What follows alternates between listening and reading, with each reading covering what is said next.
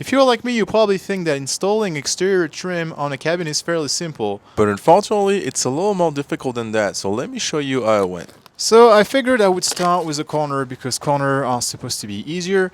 I first installed some additional flashing tape because I don't know, I've learned or I've read online that the corner would be a place where moisture, aka rain, would potentially make its way in. So adding another layer of protection could be a smart thing to do. So I decided to go with a 9-inch wide roll of flashing tape, and so splitting it evenly between both sides of the corner should give me plenty of coverage for my trim boards. So let's talk about trim for a second. I'm using white pine 5/4 by 8 inches board. 5/4 means that the board is about an inch thick, and I'll explain later why I needed that extra thickness.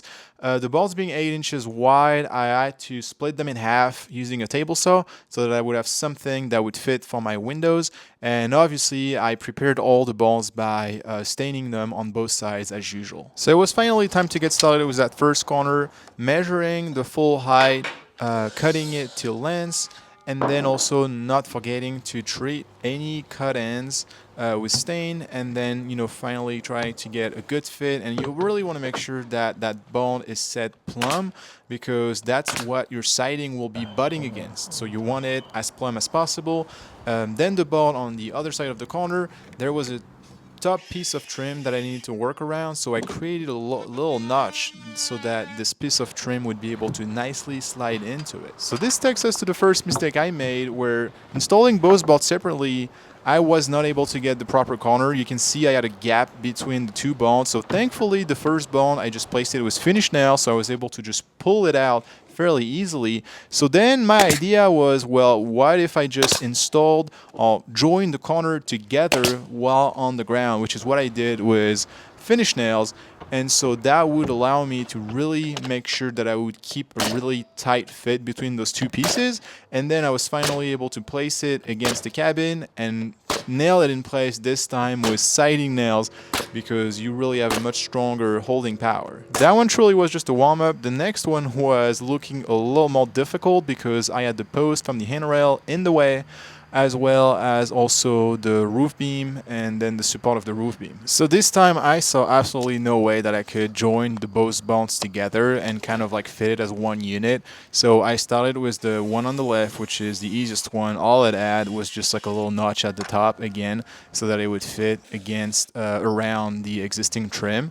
So I just cut that and tried to get the height, but I can't tell you how much a struggle just to try and get the actual height with my tape measure for that corner. And eventually, I kind of like lost hope that I would get it up. And so I just went ahead and I just cut it a little longer. And I figured that, you know what, it's going to be fine. I'll just cut it shorter. Whatever's sticking out, I'll just cut that with my circular saw and call it a day. That's just part of working by yourself, and you just have to embrace it and just move on. Okay, so now we're really getting to the interesting stuff, is what in the world was I gonna do with that other side? And so I just came up with the idea that, hey, let me try and just do it as one piece. Can I just take all the measurement and kind of scribe along the profile of everything that I was working around? So I just went with it, took all my measurement, did all my cuts, and tried to be as precise as possible. And then voila, I just ended up with this big, long, awkward piece, which I was so worried I would kind of break into pieces because it was really slender at one part. But you know what? It ended up working, and I was able to nail it in place using both the finish nailer and the siding nailer, and moved on to my next corner. Obviously, by now it was a little bit easier because once you've done something once, you really feel obviously a lot more comfortable doing it again, and usually it goes a lot smoother. So I was ready to finally tackle the window trim, but there was a few challenges. You see, first, those vinyl window have like little edges. And I was like, well, I guess I have to cut that off so I can get a true 90-degree corner. I mean, I honestly saw that done by like a 65-year-old in like an old YouTube videos from like 7 years ago, but I mean, the guy seemed to know what he was talking about, so totally trusted him and decided to just do the same thing. It turns out I actually bought the wrong kind of windows. You see here, there's like a gap. It's called a J channel, and that's actually made when you're installing vinyl siding, which is not what I'm planning on doing. And I didn't know any better, so that's one of the reasons I bought those 5/4 trim bond, because they would be thick enough that they would be able to hide that channel completely. Another challenge is because you have a flange around the window, your trim does not sit flat. It actually sits at an angle. So again, thanks to some internet research, I found out that some people were using stainless steel screws, and they would actually put that at the back of the trim, and that would play the role of like a little spacer. And the beauty is that you would be completely able to adjust them, because not all windows would be exactly the same spacing. So after playing with a little piece of trim to kind of practice that screw method, I decided that it was time to actually go ahead and do the real thing. So I went ahead and measured my piece of trim to the right length, added some screws, made sure that you would try and make sure that it was fitting properly, And decided to add a layer of silicone on the other side. so that again it would just properly adhere next to the window. And the rule I followed is I decided to start applying everything with finish nails for now, and I would not install siding nails until I was completely done with the whole window. Then it was time to install the middle piece, so went ahead and take measurement as accurate as possible. Realized that all three measurements were not the same, which was going to be a lot of fun. So decided to go ahead and just cut the piece to length, and then obviously decided to pick the largest measurement and cut that right width using the table saw. And then obviously I knew that this was not gonna fit, because I knew that I was gonna still be too large for some areas. And so using this little hand planner was actually super useful, because it allowed me to kind of fine-tune the widths. And obviously I had to go maybe 5-6 times, but sure enough I eventually got the right fit, and so was able to just make sure to stain everything, put silicone or caulk on the back of it, and then I was finally ready to apply it and nail it in place. And so once I was finally satisfied with everything, I just went ahead and nailed everything in place. So look, I know there's other videos online where people do window trimming, and they literally just assemble everything on the ground as one piece and then put that on. I mean, I guess you have to be a pretty good carpenter to do that. I did not feel like I would have the energy or the patience or the skill to do that. Looks amazing. Pretty happy with the result. Oh, so I forgot to mention that once I was cutting the trim bonds, I actually cut some in 4 pieces, so that I would have a piece that was about 2 inches wide. And the reason is that I was going to use those really narrow pieces directly under the soffit. Went ahead and did the exact same thing with the 2 windows at the front of the cabin. I mean, I love working on the front of the cabin because I can sit directly on the deck and it's nice and flat. So that was fun. Now I also wanted to add an additional electrical outlet on the side of the cabin, and so I was obviously going to want to trim that out as well. And so I decided to start by, well, cutting a hole through the wall and installing my electrical box, making sure that it would stick out by the right amount so that it would be flush with the trim that I was about to install.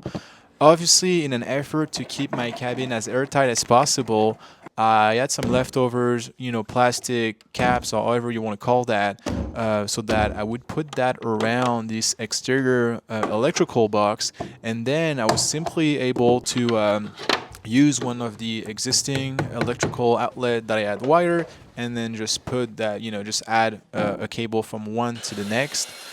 So now directly onto the actual trimming of it, I just picked up a little piece of leftovers 1x8 that was around the cabin, and cut a hole through the middle so that would fit exactly around my outlet box and be, as you see, completely flush with it.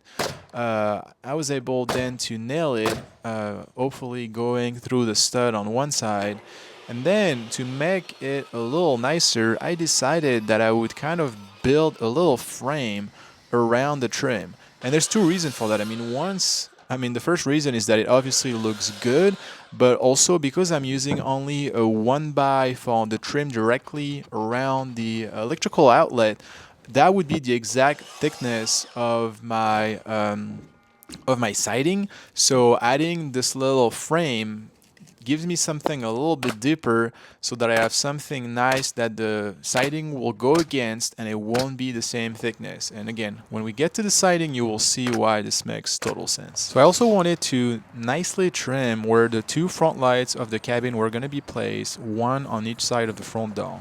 Okay, so I run into an issue. Way back when I knew I was gonna have outdoor light, I kind of placed them up here at this height and in between the studs. I really don't know what I was doing, so that's how I kind of cut the length of my wire. Now if I actually want the front light to be symmetrical between the trim and the door, and actually, based on some pictures I found online, be maybe a little bit not as high as the door itself, that's where my center is. And so here, I mean, I think we might be able to get it work, but check out the problem on the other side.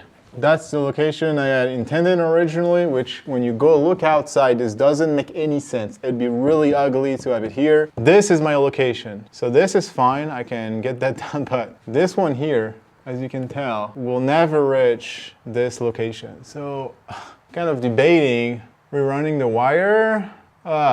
I really don't want to do that, but I don't really know what else to do. So I decided to do the right thing and I pulled off the wire which was going from one light to the other and run another wire which was going to be longer. So now we're good. Look at this. Plenty of wire to go back to this box we're about to install. Installing a round electrical box was going to be similar to what we did with the electrical box, but still some things were different, so I wanted to show it to you.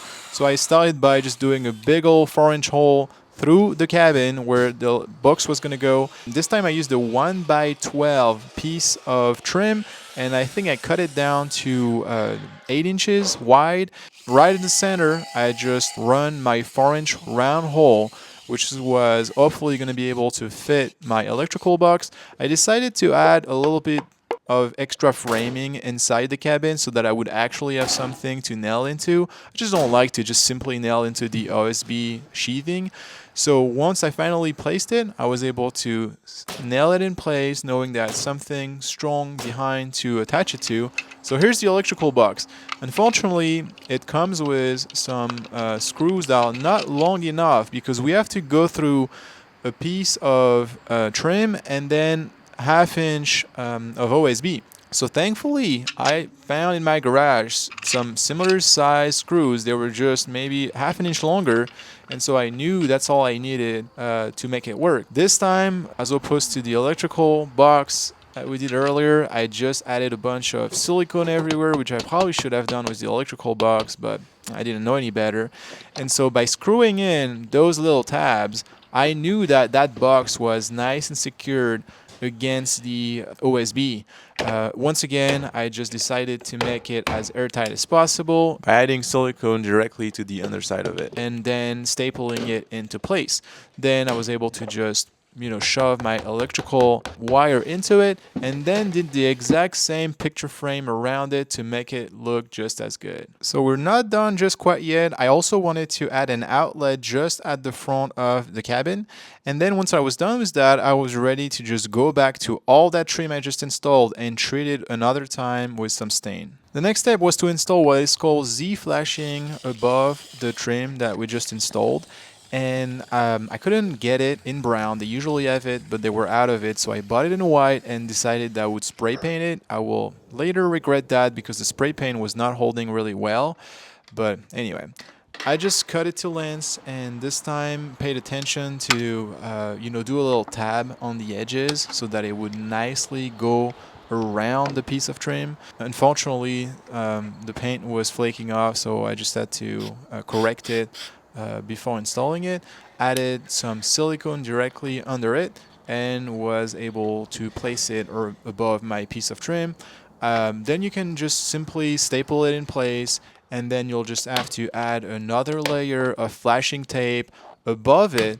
And so the logic for installing the Z flashing is to have a transition going from the siding to the trim and not let any water sip behind that. And so obviously it has to be done everywhere you have a transition, including all those outlets and front lights that I did earlier. So I'm pretty happy with the result. I think it turned out pretty good.